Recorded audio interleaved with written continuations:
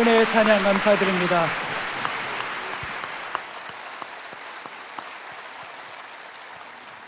이제 성경 말씀을 봉독하겠습니다. 각 가정에서 온라인 생중계 예배로 참여하시는 성도님들께서도 함께 봉독해 주시기 바랍니다. 오늘 우리에게 주시는 하나님의 말씀은 출애굽기 32장 15절에서 32절까지의 말씀입니다. 제가 가지고 있는 성경은 구약 성경 132페이지입니다. 주신 말씀 중에서 출애굽기 32장 15절에서 20절과 30절에서 32절까지의 말씀을 함께 교독하시겠습니다. 15절 제가 먼저 읽겠습니다. 모세가 돌이켜 산에서 내려오는데 두 증거판이 그의 손에 있고 그 판의 양면 이쪽 저쪽에 글자가 있으니 그 판은 하나님이 만드신 것이요 글자는 하나님이 쓰셔서 판에 새기신 것이더라. 여호수아가 백성들의 요란한 소리를 듣고 모세에게 말하되 진중에서 싸우는 소리가 나나이다. 모세가 이르되 이는 승전가도 아니요 패하여 부르짖는 소리도 아니라 내가 듣기에는 노래하는 소리로다 하고 진에 가까이 이르러 그 송아지와 그 춤추는 것을 보고 크게 노하여 손에서 그 판들을 산 아래로 던져 깨뜨리니라. 모세가 가져다가 불살라 부수어 가루를 만들어 물에 뿌려 이스라엘 자손에게 마시게 하니라. 30절 제가 읽겠습니다. 이튿날 모세가 백성에게 이르되 너희가 큰 죄를 범하였도다. 내가 이제 여호와께로 올라가노니 혹 너희를 위하여 속죄가 될까 하노라 하고 모세가 여호와께로 다시 나아가 여짜오되 슬프도소이다. 이 백성이 자기들을 위하여 금신을 만들어 쌓아 큰 죄를 범하여 32절 함께 읽겠습니다. 그러나 이제 그들의 죄를 사하시옵소서. 그렇지 아니하시오면 원하건대 주께서 기록하신 책에서 내 이름을 지워버려 주옵소서. 아멘. 한 해의 마지막 종착역 12월, 누구든지 12월이 되면 자기를 돌아보고 자기를 반성합니다. 오늘 말씀을 통하여 우리 자신을 돌아보는 그런 시간 되기를 소망합니다. 오늘 말씀은 특별히 깊이 있는 신앙생활, 또 영적인 돌파구가 필요하다고 생각하는 분들, 또 주님을 전심으로 따르기를 원하는 분들을 위한 말씀이 되었으면 좋겠습니다. 제가 지금 마음속에 제가 기도하는 것은 뭐냐면, 하나님 아버지, 한국교회에 다시 한번 제4의 부흥이 일어나게 하옵소서. 제4의 부흥이 무슨 말이냐? 한국교회 제1의 부흥은 여러분 잘 아시는 대로 1907년도에 평양 대부흥이었습니다. 평양 대부흥, 놀라운 부흥 때문에 일제 일본 식민지 36년 동안의 그 엄혹한 시기를 지날 수가 있었습니다. 그리고 40년쯤 지나서 1948년도에 대한민국이 건국이 되고 건국 대통령 이승만 그 대통령을 비롯해서 초기에 우리나라의 지도자들 가운데 많이 기도하는 분들이 많았고, 그래서 대한민국이 전 세계 어느 나라에 비해서 군목제도와 채플린, 군목제도와 그 다음에 경목제도, 폴리스 채플린, 경찰 경목제도가 제대로 자리 잡은 나라는 전 세계에 아마 대한민국이 거의 유일하다고 말할 정도입니다. 그래 됐는데 그 사연이 있는데, 그것이 뭐냐? 1948년 건국될 때에 이승만 대통령이 그 대통령이 되면서, 그분이 본래 그 진사 출신이고, 그런데 조선시대를 떠나 이제 양반과 사대부의 나라가 아니라 대한민국 백성의 나라, 국민의 나라가 되게 하여 주십시오. 그런 마음으로 기독교 정신으로 이 나라가 세워졌는데, 그 배경은 이렇습니다. 이승만 대통령이 그 감옥에서 고종 폐위 이런 정치적인 문제로 사형 선고를 받고 감옥에 가 있었는데, 그 감옥에 가 있는 이승만 대통령을 선교사들이 그 재능을 굉장히 귀하게 여기고, 저를 죽으면 안 되는데 하는 그런 마음으로 고종에게 탄원서도 쓰고, 그 다음 감옥에 있는 이승만 대통령에게 성경을 넣어줬어요. 그러던 그가 감옥에서 성경을 읽다가 불을 받아가지고 하나님 말씀을 깨닫고 성경을 읽다가 회심하게 되면서 이런 기도의 제목을 한 거예요. 하나님 아버지, 나의 영혼을 구원해 주신 것처럼 이 민족을 구원하여 주십시오. 참 기가 막힌 기도예요. 감옥에 있으면 이제 나가가지고 내 좀 편하게 해달라고 그러고, 좀 자기가 좀 좀 이렇게 뭔가 이렇게 안정적인 거, 자기 개인 기도를 하면 좋은데 그게 아니라 나의 영혼을 구원해 주신 것처럼 이 민족을 구원하여 주옵소서. 사람이 더 완벽할 수는 없지만 그때 이승만이 하는 이 기도는 참으로 소중한 기도인 줄로 믿습니다. 그래서 이 기도를 응답하시고 아까 말씀한 대로 6.25의 그 참 질곡을 이겨내게 하시고, 그리고 40년쯤 지나서 1980년대 들어와 가지고 우리나라에 놀라운 부흥이 일어났습니다. 70년대 그 엑스폴로, 빌리그람 대회, 그리고 또 이런 그 전도 집회와 80년대 복음화 대성회 이런 걸 통하여 한국이 굉장한 이런 복음의 역사가 일어나기 시작했는데, 오죽하면 80년대 중반 후반 90년대 초반에는 이 나라가, 이 강남은 다 예수 믿는 거 아닌가? 별로 안 놀라시고, 싸요. 강남은 다 예수 믿는 거 아닌가? 이렇게 할 정도로 대단한 일이 일어나서 강남에서 그때 목회하시는 분들이 야, 이러다가 우리나라 50% 60%가 다 그리스도인 되는 거 아닌가 싶었는데, 좀 이렇게 저희들이 좀 더 잘 하지 못해서 지금 이제 이 정도로 돼 갖고 제1의 부흥, 제2의 부흥, 제3의 부흥이 일어났는데, 다시 한번 40년 주기로 지나서 2020년도 이쯤에 하나님 우리 모두에게 은혜를 베풀어 주심을 말미암아 아버지 하나님 제4의 부흥이 일어나게 하여 주십시오. 무슨 말이냐? 제3차 산업혁명, 인터넷까지, 정보시대까지는 우리가 많은 어려움을 겪고 한국교회가 인터넷 통해서 방어하느라고 전전긍긍하고 그랬는데, 이 시대는 이제 우리가 기도의 지팡이, 그 다음에 부흥의 지팡이를 들고 마귀를 향한 선제 공격을 하고 우리 한산 대첩되는 것처럼 영적인 부흥의 대첩이 되게 하여 주십시오. 여러분, 이제는 적당해서는 안 됩니다. 이제는 적당한 것 갖고는 해결이 안 됩니다. 이제는 정면 돌파 정도 갖고는 안 되고 무한 돌파를 해야 되고 무한 격파를 해야 되는 것이에요. 제가 늘 말씀한 대로 신앙이라는 것은 의존과 순종의 관계를 통하여 하나님의 무한하신 자원에 참여하는 것입니다. 무한 지평을 열어야 되는 것입니다. 무한하다, 무한 돌파를 한다, 무한하신 하나님의 자원에 참여한다, 이런 내용들은 이 땅의 용어가 아니에요. 이것은 하나님적인 것이고 이건 천국적인 용어이고 하나님의 용어가 되는 것입니다. 무한하다는 말은 우리 피조물에게는 적용될 수 없는 말씀이에요. 그래서 오늘 여러분들이나 제가 이 무한하신 하나님의 말씀 안에 들어가면, 창조주신 하나님의 무한하신 은혜에 들어가게 되면 하나님의 무한성을 체험하게 되는 것이고 부흥 대첩을 위한 우리의 참 역할을 감당하게 되는 것입니다. 오늘 말씀의 무한하신 자원 앞에 우리 모두가 들어가서 하나님의 심정을 깨닫기를 바랍니다. 오늘 출애굽기 32장, 제가 창세기를 통한 부흥 정리를 했고 출애굽에 들어와 가지고 하나님 아버지, 이 출애굽기의 부흥은 어떻게 일어나면 좋습니까? 오늘 본문에 보면 1절부터 6절까지 이런 내용이 나와 있습니다. 1절에 백성이 모세가 산에서 내려옴이 더딤을 보고.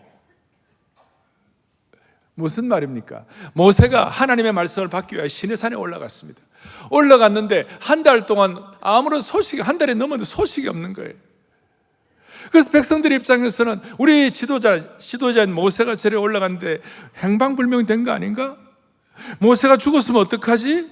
모세가 사고가 일어나면 어떻게 하지? 사람들은 일주일쯤이면 내려올까 이렇게 생각을 했는데 40일이 되어도 안 내려오니까 행방불명된 모세를 수색하고 수색대를 보내고 싶었는데도 시내산 꼭대기에 영광의 구름기둥과 구름과 불이 둘러싸고 있으니까 그 하나님의 어미하심 때문에 감히 올라갈 수가 없었어요. 모세의 시종으로 올라갔던 여호수아도 산 위에는 올라갈 수 없고 산 기슭에 있었다 나와 있어요. 산 위에는 올라갈 수가 없었어요. 이 시간 모세는 하나님과 대면하고 있고 하나님의 말씀을 받는 시간이었는데 그 시간이 한 40일 정도 걸렸어요. 그런데 시내산 안에서는 무슨 일이 벌어졌는가? 모세는 시내산 위에서 하나님의 영광을 보고 있었는데 시내산 안에서는 육신의 시간을 보내고 있는 거예요. 무슨 일이 벌어졌습니까? 모세가 내려오지 않자 사람들이 불안해가지고 나름 우리가 언제 좋았는가? 과거에 애굽의 문화적으로 애굽의 어떤 그 오염되었던 애굽의 어떤 그런 생각들이 기억나면서 애굽의 노래, 애굽의 노예로 있을 때 배웠던 어떤 애굽의 신을 섬기며 불렀던 어떤 그런 그 춤추고 이런 것들이 생각나가지고 애굽의 예습관을 이렇게 끌어낸 거예요. 그리고 모세의 형 아론을 찾아갔어요. 아론에게 믿을 수 있는 눈에 볼 수 있는 신을 좀 만들어 달라고. 자, 그래서 아론이 그렇게 하니까 아론이 그들에게 이르되 너희의 아내와 자녀의 귀에서 금고리를 빼어 내게로 가져오라. 백성들이 아론에게 금고리를 빼어 가져다 줬습니다. 그 갖다 주니까 4절을 앞에 보니까 아론이 그들의 손에서 금고리를 받아 부어서 거푸집을 만들고 조각칼로 새겨 가지고 송아지 형상을 만들어 소위 금송아지를 만들었죠. 아마 애굽에 400년 동안 애굽의 소를 신처럼 섬기니까 그리 영향이 있었던 것 같아. 그리고 4절 뒤에 그들이 말하되 이스라엘아 이는 너희를 애굽 땅에서 인도하여 낸 너희의 신이로다. 이 말이 됩니까 이게? 너희를 애굽 땅에서 인도하여 낸 너희의 신이로다. 이게 이제 문제가 뭐냐면 앞에 출애굽기 20장에서 하나님께서 이스라엘 백성에 십계명을 주는 거예요. 십계명의 제1계명이 뭡니까? 나 외에 다른 신들을 내게 뭐예요? 두지 말라. 제2계명이 뭡니까? 너희를 위하여 뭐예요? 우상을 만들지 말라. 그거 절하지도 말라. 문제가 뭐냐면 제1계명은 믿어요. 하나님 있는 거 믿어요. 여호와를 섬긴다 그러는 거예요. 그러면서도 2계명 우상을 또 만들고 우상을 섬기는 거예요. 제1계명을 믿으면서도 2계명을 어기고 있는 거예요. 그리고 6절에 보면 무슨 일이 벌어지는가? 이튿날에 그들이 일찍 일어나갖고 번제를 드리며 화목제를 드리고 백성이 앉아서 먹고 마시며 일어나서 뛰놀고 춤을 췄어요. 이방 신들을 섬기는 그 어떤 그 형태를 그대로 또 다시 갖고 온 거예요. 번제를 드린다 그러면서도 우상을 섬기는 것이 난리가 난 거예요. 이 백성들이 왜 그랬을까? 저희들 입장에서 볼 때 모세가 없던 40일은 긴 시간이었습니다. 리더가 부재한 40일 동안, 지도자가 없는 동안에 무슨 일이 벌어졌습니까? 40일 동안. 여러분 40일 동안 주일 예배 드리지 않으면 무슨 일이 일어날까요? 여러분 40일 동안 다락방 빠지면 무슨 일이 일어날까요? 암야배 때는 난리가 납니다 그랬어요. 40일 동안 영적인 허리띠를 풀어버리면 큐티하지 않고 아무 주님과의 교제가 없고 40일 동안 지나면 무슨 일이 일어나겠습니까? 40일 동안 빠지면 어떤 일이 납니까? 아마 그냥 방치하면 우리 속에 영적인 잡초가 우후죽순 자랄 수가 있는 것이 시험 들기 십상이에요. 그리고 영적으로 바로 서 있지 않으면 하나님을 섬긴다고 하면서도 우상을 만드는 것이에요. 그러니까 혼합적이라는 거예요. 타협하는 거예요. 이스라엘 백성처럼 눈에 보이는 우상을 우리가 만들지 않는다 하더라도 40일 동안 우리가 하나님과 이런 영적 교제가 없이 우리 마음속에 잡초가 자라면 우리의 마음에 하나님이 아닌 다른 것이 자리 잡기 시작하는 것이에요. 분별력이 사라지고 영적 침체에 빠지게 되는 것입니다. 아마도 코로나 기간에 많은 사람들이 그걸 경험했을 것입니다. 그래서 코로나 이후에 마음속에 다들 금송아지 한 마리를 다 가지고 있는 것 같아요. 하나님 믿으면서 금송아지 한 마리를 마음속에 갖고 있는 것, 이건 제1계명을 하나님 믿는다고 하면서도 제2계명을 어기는 것이에요. 마치 주일 예배를 드리고 난 다음 내일은 점집에 가는 거예요. 월요일에 점집에 가는 것과 비슷한 거예요. 이스라엘 백성들 자신은 한 번도 하나님을 버린 적이 없다고 생각했어요. 단지 하나님도 섬기지만 이방신도 함께 섬기겠다. 그러나 하나님은 너희가 나를 버렸다고 말씀하시는 거예요. 우리는 어떻습니까? 우리의 마음속에 하나님 섬긴다고 그러면서 우리 가슴 속에 송아지 한두 마리, 금송아지 한두 마리를 다 품고 있는지 모르겠어요. 이런 속성이 다 있는 거예요. 이것이 우리의 참된 부흥을 방해하는 것입니다. 그들이 금송아지를 섬기면서 하나님 섬긴다고 하면서도 우상을 섬기는 증거가 뭐예요? 우리 속에 금송아지가 내 속에 있다는 증거가 뭡니까? 잘못된 사람들의 말에 부한해동하는 것입니다. 그리고 모세에 대해서 불신을 하는 것이고 믿지 못하는 것이고, 이스라엘 백성들은 부한해동하고 모세를 대신할 다른 리더를 찾으려고 했고, 심지어 아론조차도 분별력이 없어졌습니다. 나중에 모세가 내려와서 아론에게 야단을 치니까 아론이 뭐라고 그러냐면 금부치를 불에 던졌더니 송아지가 나왔다. 이상한 소리가. 군부치를 불에 던졌더니 송아지가 나왔다. 사실 아론의 입장에서는 모세가 하나님과 40일 동안 만나는 그 중요한 순간에 산 아래서 아론의 입장이라면 적어도 토요 비전 새벽 예배라도 해야 되는 거 아니에요? 하나님 앞에서 모세가 그 말씀을 받는 순간에 밑에서는 모세를 도와줘야죠. 기도의 지팡이라도 들어야 되고 부스러기 은혜라도 받아야 되는데 기가 찬 일을 하는 거예요. 앞에 32장인데 17장에 보면 모세가 지팡이를 들고 산에 올라가니까 아론과 훌이 올라가가지고 같이 받쳐주면서 같이 중보기도하면서 승리했잖아요. 그런 경험을 갖고 있는데 모세가 산에 올라가서 밑에서 같이 기도라도 해줘야 되는데 그냥 아론이 그냥 연약해져 버린 거예요. 정말 기가 차는 일이 벌어진 거예요. 이 아론의 잘못 때문에 하루아침에 뒤에 나오죠. 3,000명이 죽음을 당하는 거예요. 산 위에서 모세와 대화를 놔둔 하나님께서 드디어 7절 8절에 여호와께서 모세에게 이르시되 너는 이제 내려가라. 너가 애굽 땅에서 인도하여낸 내 백성이 지금 부패하였고 지금 문제가 많도다. 8절에 내가 그들에게 명령한 길을 속히 떠나 자기를 위하여 금송아지 부어 만들고 그것을 예배하고 그것에게 제물을 드리고 말하기를 이스라엘아 이는 너희를 애굽 땅에서 인도하여낸 너희의 신이라.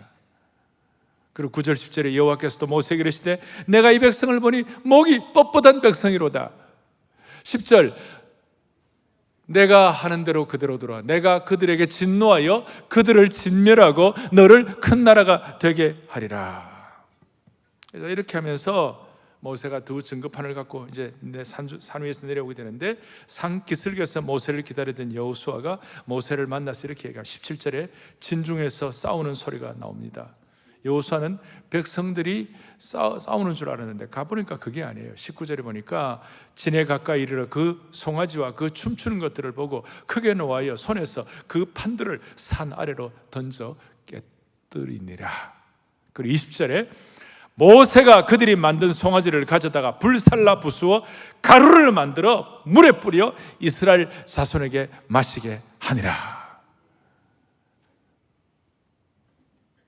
그리고 모세가 아론에게 도대체 이게 어떻게 된 거냐? 그러면서 추궁을 했더니 아론이 변명하기를 22절 이 백성의 악함을 당신이 알지 않습니까? 그러면서 백성을 탓하고 24절에 내가 그들에게 이르기를 제가 지금 절수 많이 부른다고 좋으시죠? 하나님 말씀 계속하는 거니까 내가 그들에게 이르기를 금이 있는 자는 빼내라 한즉 그들이 그것을 내게로 가져왔기로 내가 불에 던졌더니 이 송아지가 나왔나이다. 역시 아론은 말을 잘합니다. 이런 말도 안 되는 상황에서 거룩한 분노와 탄식을 가졌던 모세가 드디어 오늘 중요합니다. 26절에 누구든지 여호와의 편에 있는 자는 내게로 나오라. 오늘 12월 이 중요한 시간에 오늘 주님이 우리에게 한 해를 마무리하면서 한 해를 마무리하는 이 귀한 달에 우리의 마음속에 주님이 주신 음성이 있어야 되는 거예요. 누구든지 여호와의 편에 서는 자는 여호와께로 나오라. 나오라. 26절 뒷부분에 보니까 누가 나오느냐? 레위 자손이 다 모여 그에게로 가는지라. 모세에게로 레위 자손이 나아갔습니다. 그리고 모세는 레위 자손에게 너희는 칼을 들어서 이 끔찍한 일을 모의하고 적극적으로 가담한 사람들을 다 쳐 죽이라. 27절에. 그리고 28절에 보니까 레위족 속들이 백성들 가운데 3,000명 가량 죽임을 당하도록 죽여버렸습니다. 그리고 여호와의 편에 서서 헌신할 레위족 속에 대해서 모세가 29절에 오늘 여호와께 헌신하게 되었느니라. 너희들이 그가 오늘 너희에게 복을 내리시리라. 그 이후에 실제로 레위 지파 사람들은 제사장 가문이 되어가지고 재판하고 율법을 가르치고 예배를 집례하는 특별한 지위를 부여받았습니다. 자, 오늘 여기서 우리는 뭘 어떻게 해야 하나? 아니, 한국교회 제4부흥을 위하여 우리는 말씀 앞에서 어떻게 반응해야 할 것인가? 두 가지를. 첫 번째, 아론을 통하여 깨닫는 것이 있고 두 번째는 모세를 통해 깨닫는 것이 있어요. 아론을 통해 깨닫는 것이 뭐냐면 우리 속에 있는 아론의 연약함을 제거해야 하는 것이에요. 아론이 백성들이 자기에게 우상을 만들자고 요구를 했을 때 단호하게 그걸 거절을 못했습니다. 그냥 그대로 받아들이고 타협했습니다. 귀걸이 등의 금 장신구를 가져오라 그래가지고 금송아지 신상을 만들었습니다. 백성들이 이것이 우리를 애굽에서 인도하여 낸 신이라고 말했을 때 한마디도 하지 못하고 말 한마디 못하고 부안해동 해버렸습니다. 한마디로 휘둘렸어요. 21절에 모세가 아론에게 어떻게 백성들이 이 무서운 죄에 빠지겠느냐 책임 추궁을 했을 때 아론은 이런저런 변명을 하면서 자기 합리화와 거짓말과 책임 회피를 해버렸어요. 사실은 2절에 보니까 아론이 그들에게 이르되 4절에 보니까 아론이 그들의 손에서 아론의 가장 큰 문제는 책임을 떠넘기려는 책임 회피의 태도예요. 자기 합리화와 책임 회피예요. 이거는 야비한 것이고 꼭 빌라도를 보는 것과 똑같다는 것이죠. 빌라도는 예수님 이렇게 백성들이 예수님 사형시키라고 예수님 십자가에 못 박으소서 그랬을 때 예수님 조사해 보니까 예수님 아무 죄가 없는 거예요. 그거 다 알면서도 백성들이 그러니까 타협해버리고 그냥 책임 회피하는 거예요. 그러면서 그 물 떠오라 그래가지고 손 씻으면서 나는 여기에 내 이 피해 내는 나는 여기에 책임이 없다. 그런데 책임이 없습니까? 지금도 지난 1600년간 사람들이 사도신경을 외우면서 빌라도에게 고난을 받으시고 그렇게 지금도 오늘날 우리의 문제가 뭡니까? 오늘 이 사회의 문제가 뭡니까? 우리 속에 연약함의 문제가 뭡니까? 이 시대의 가장 큰 문제 중에 하나가 책임 회피입니다. 내가 언제 책임 회피했느냐 이런 질문을 할 수 있는데 이 책임 회피의 다른 표현이 뭐냐? 남 탓하는 것입니다. 남 탓하는 것에서 교묘한 자기 합리화가 일어나는 것입니다. 우리 사회가 한국 교회와 오늘 이 시대가 제4의 부흥이 일어나기를 참으로 소망한다면 잘못된 자기 합리화와 책임 회피, 남 탓의 문제가 사라져야 한다고 믿습니다. 사실 지도자 아론은 백성들이 우상을 만들자고 했을 때에 우상 숭배는 백성들의 운명을 끝장낼 수 있는 무서운 죄라는 걸 알고 있었는데도 불구하고 책임 회피한 것이, 부안해동한 것이. 아론이 만약 제대로 했으면 하루아침에 3,000명이 죽어나가는 무서운 결과가 없었을 것입니다. 그럼에도 불구하고 자기 합리화하고 백성들과 타협을 한 것입니다. 우리 민족의 DNA 가운데는 남 탓 DNA가 있어요. 우리는 워낙 한반도 내에 단일 민족으로 살다 보니까 너무 잘 알아서 그런지 뻑하면 조상 탓, 묘자리를 잘못 썼다 이런. 아내는 뻑하면 남편 탓, 남편은 뻑하면 아내 탓. 뻑하면이 뭔지는 모르겠지만 하여튼 뻑하면. 그리고 아이들은 부모 머리가 나쁘면 우리 엄마 아빠가 머리가 안 좋아갖고 전부 남의 탓을 하는 거예요. 지금 한국 사회의 이 진영 논리는 남의 탓으로부터 나온 것입니다. 우리 안에 있는 안타까운 DNA가 되는 것입니다. 사랑하는 영적 가족 여러분, 영가족 여러분, 책임 회피는 우리에게 참된 부흥을 가져오지 못하게 하는 것입니다. 우리나라 사람들은 뻑하면 남 탓하면서 좌표 찍기 좋아하고 선동을 하고 분노를 쏟아내고 선동판을 만들어가지고 사회를 격렬하게 나누어 놓는 것입니다. 책임 회피, 희생양을 찾기 분주한 것입니다. 우리는 좀 이렇게 좀 누군가가 좋은 지도력을 가지고 말씀 앞에서 좀 방향만 바로잡으면 우리 민족은 놀라운 민족이에요. 이건 우리뿐만 아니라 죄인들이 갖는 특성이에요. 아담이 범죄했을 때 제일 먼저 한 것이 뭐냐? 너 왜 이러냐 그러니까 하와 때문에 그렇다고 책임 전가했어요. 그런데 예수님, 제1의 아담은 그렇겠지만 제2의 아담인 예수 그리스도는, 둘째 아담이신 예수님은 다른 사람의 죄를 자신이 그냥 다 뒤집어 썼어요. 다른 사람의 죄를 자기 자신에게 전가하신 거예요. 책임 회피가 만연한 사회, 남 탓하고 좌표 찍기 좋아하는 사회 가운데 우리는 신앙 외에는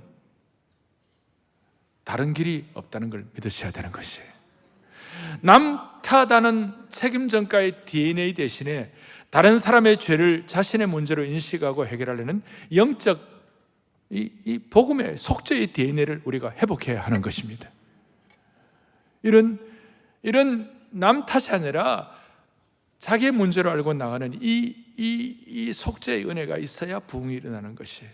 다니엘도 기도할 때마다, 다니엘은 잘못한 거 없었어요. 다니엘은 부정한 거 없었어요. 그런데도 불구하고 전혀 틈을 찾지 못할 정도로 완벽한 사람이었어요. 근데 다니엘은 늘 기도할 때, 주여 우리의 죄, 나의 죄, 우리의 죄를 용서해달라고, 우리가 범죄했다고 범죄한 자들과 자신을 동일시한 것이죠. 대한민국은 책임 전가하는 DNA를 해결하지 않고서는 부흥이 올 수가 없는 것입니다. 그러니까 우리 속에 있는 아론의 남탓하는 연약함, 책임 회피하는 연약함, 혼합주의적 연약함을 주님이 극복시켜 주시기를 원하는 겁니다. 두 번째는 이 모세를 적용해야 되는데, 모세 프린시플이 있어요. 오늘 모세는 놀라운 일을 하고 있는 것입니다. 자, 10절에 보니까 하나님은 지금 모세에게 그런즉 내가 하는 대로 두라, 내가 그들에게 진노하여 그들을 다 진멸하고 너로 큰 나라가 되게 하리라. 그렇게 하면 웬만하면 하나님 정말 잘 보셨네요.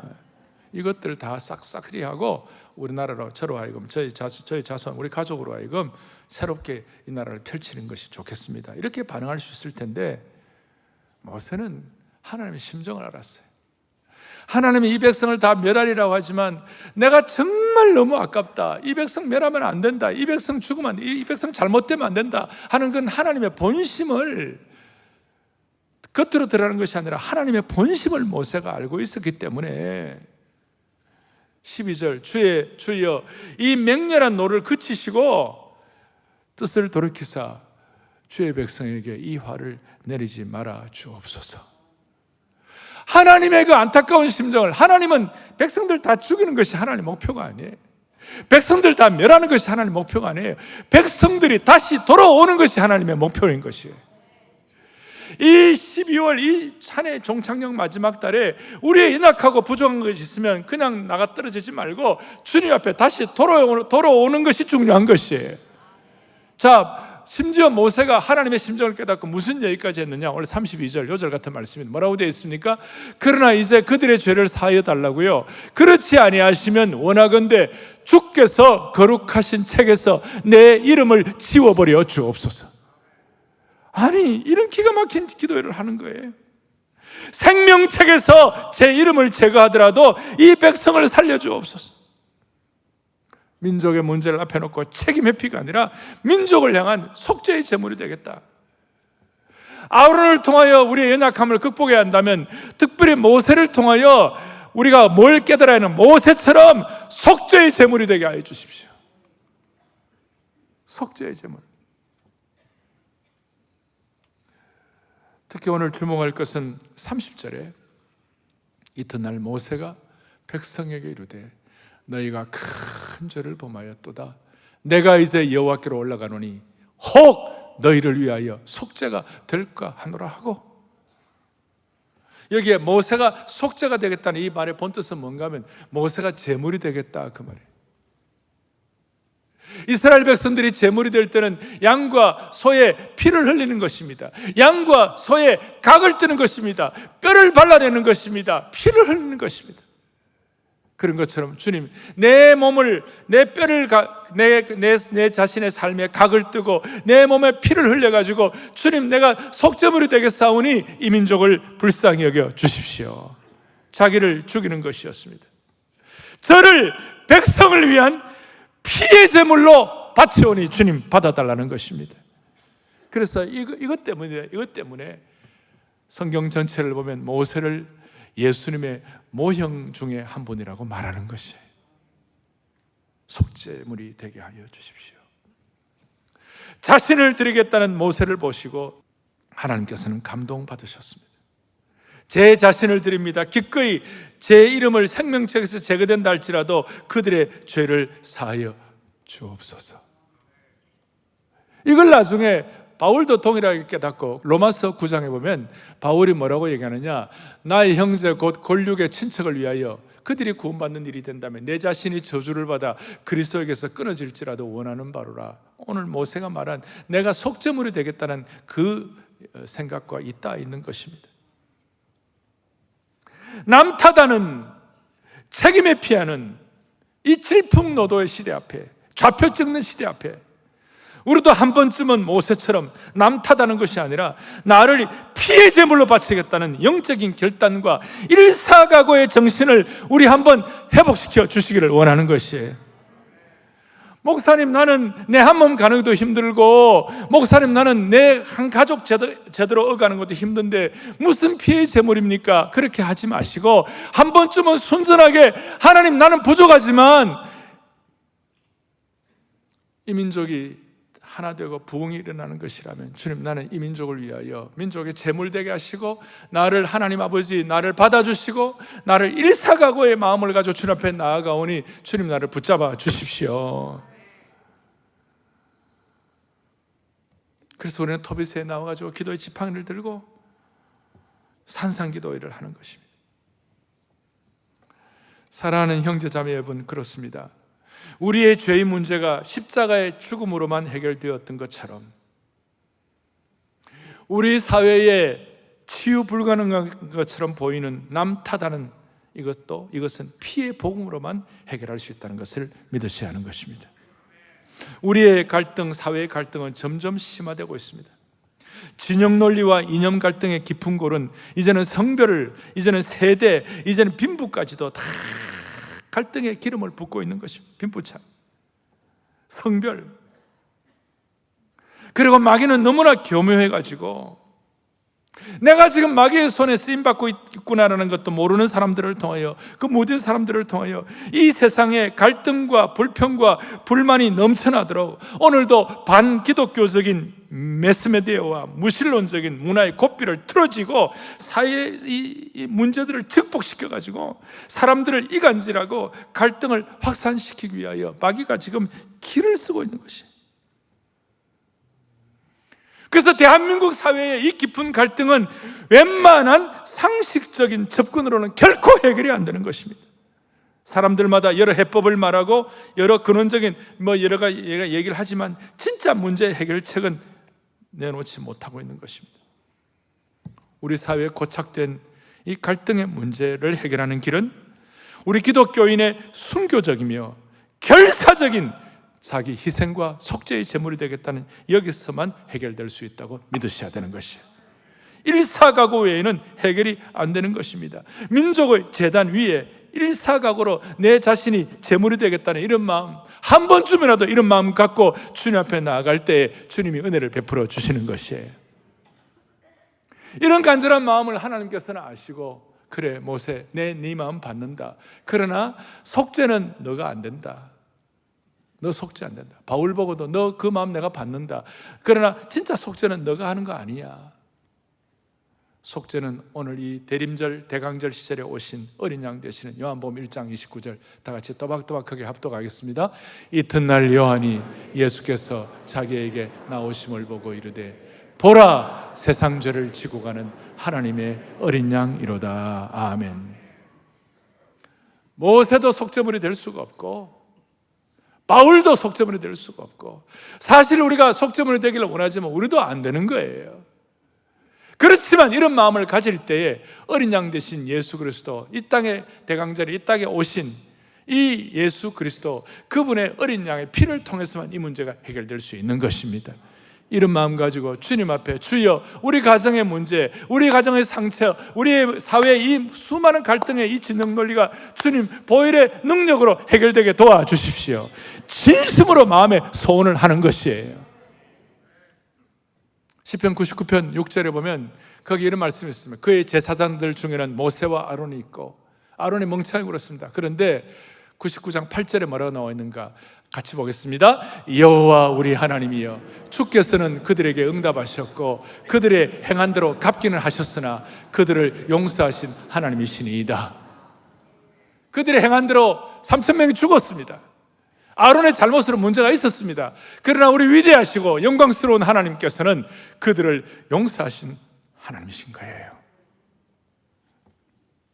오늘 이 마음의 소원을 가지고 우리가 어느 편에 서 있는지, 우리가 지금 누구 편에 서 있는지, 아론의 나약함과 연약함과 책임의 피 정리하고 모세처럼 주님 이 민족을 향한 속죄물이 되게 하여 주십시오. 내가 감히 이런 기도 제목을 내세울 수 없는 형편이라 할지라도 간절한 마음을 내세우시면, 간절한 마음으로 집중하시면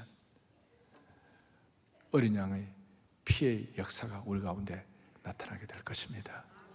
오늘 이 자리에 계시는 사랑의 교회에 속한 여러 공직자들, 고위 공직자들, 사랑의 교회 많은 전문인들, 사회 지도자들, 또 우리 가정을 억가하는 우리 부모님들, 자녀들, 우리 다 함께 이 연말에 다시 한번 이 민족을 향한 피의 속죄물이 되기를 원하는 소원을 주셔서 피의 속죄물이 되겠다는 그런 공직자 되게 하시고, 그런 일터의 일꾼 되게 하시고, 그런 가정의 참 남편과 아내가 되게 하시고, 공부하는 자녀들 되게 해주셔서 반드시 한국교회 40년 주기로 다시 한번 제4의 부흥을 허락해 주시기를 소망합니다.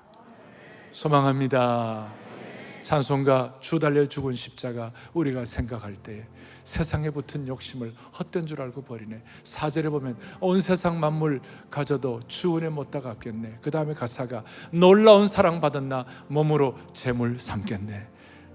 주여, 모세처럼 시대 앞에 피의 속죄물이 되기를 원합니다. 그런 마음의 소원을 가질 때에 우리 속에 있는 잘못된 DNA들이 치유되고 정리되고 시대 앞에 쓰임받도록 만들어 주실 것입니다. 온 세상 만물 들여도 주 은혜 못다 갚겠네. 온 세상 만물 가서도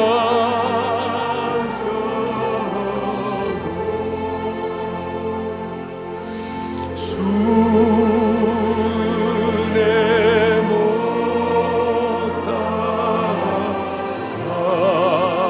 갚겠네. 놀라운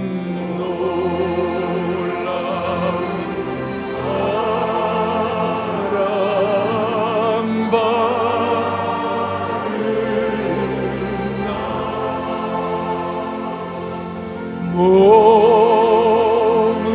몸으로 재물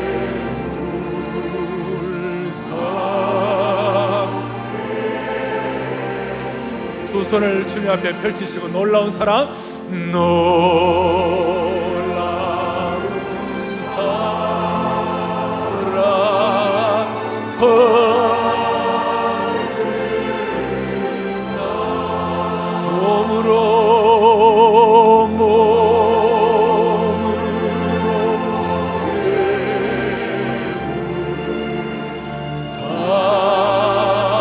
삼겠네. 아멘. 가슴에 손을 얹겠습니다.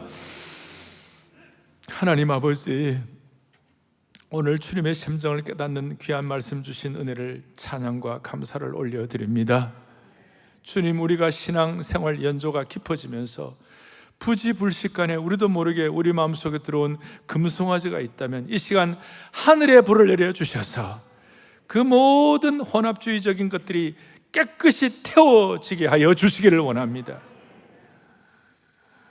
아론처럼 자기 합리화하고 남 탓하고 책임 회피하는 이 모든 나약한 그리스도인의 자세가 해결되게 도와주시옵시고, 모세처럼 새로운 영적 원리를 가지고 목자의 심정을 가지고 내가 이 시대의 속죄물이 되겠다는 그런 간절한 마음으로 예수님의 피의 속죄물을 깨달은 그런 은혜를 깨달은 하나님의 백성으로 부흥의 전사들이 되게 하여 주시옵소서. 그리하여 다시 한번 한국교회의 제4의 부흥을 허락하여 주옵소서. 우리 주 예수 그리스도를 받들어 간절히 기도 올리옵나이다.